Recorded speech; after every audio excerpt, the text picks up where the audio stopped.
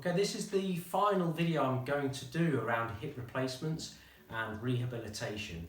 It's the icing on the cake stuff, it's the final stages, and at this stage you really becomes very individual depending on your abilities and what your aspirations are. Don't forget, you will have had weakness around the hip for quite a few years most likely, so it does take a lot of time to regain strength, so be patient. The following exercises are for general advice. Please check with your own physio or consultant whether they're suitable for you.